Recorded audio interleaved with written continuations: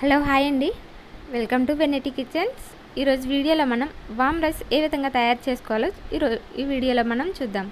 దానికి కావాల్సినవి వాము, ఎండుమిర్చి, కొత్తిమీర, కరివేపాకు, వెల్లుల్లి, పసుపు. వెల్లుల్లిపాయలు అనేవి మనకి ఎక్కువ కావాలండి, అలా అయితే మనకి టేస్ట్ బాగుంటుంది. వాము వెల్లుల్లిపాయలు అనేది వామ్ రైస్కి టేస్ట్ అనేది బాగా వస్తుంది.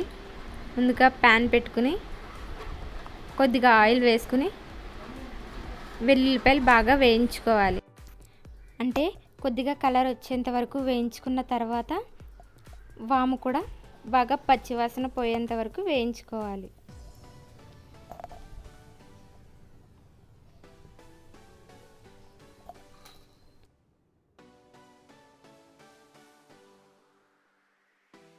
ఆ తర్వాత ఎండుమిరపకాయలు, కరివేపాకు, కొత్తిమీర కూడా వేసుకుని బాగా వేయించుకోవాలి.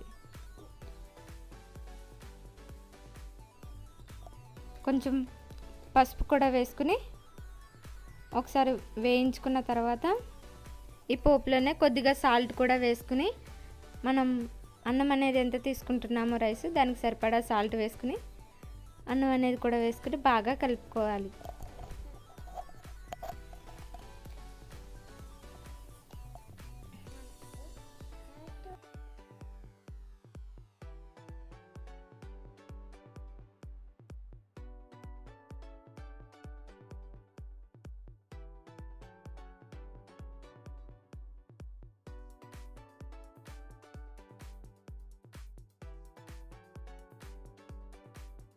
రైస్ మొత్తం వేసుకుని కలిపేసుకుంటున్నానండి. ఇందులో కలుపుకోవడానికి కుదరట్లేదని వేరే దాంట్లో వేసుకుని కలుపుకున్నానండి నేను. చూడండి, మొత్తం కలిపేసుకున్నాను. దీంట్లో మనకి వేసుకోవాలనుకుంటే నిమ్మకాయ కూడా వేసుకోవచ్చు, లేదంటే అలానే తినేయచ్చు. నేను నిమ్మకాయ వేసుకుంటున్నాను, ఒక నిమ్మకాయ.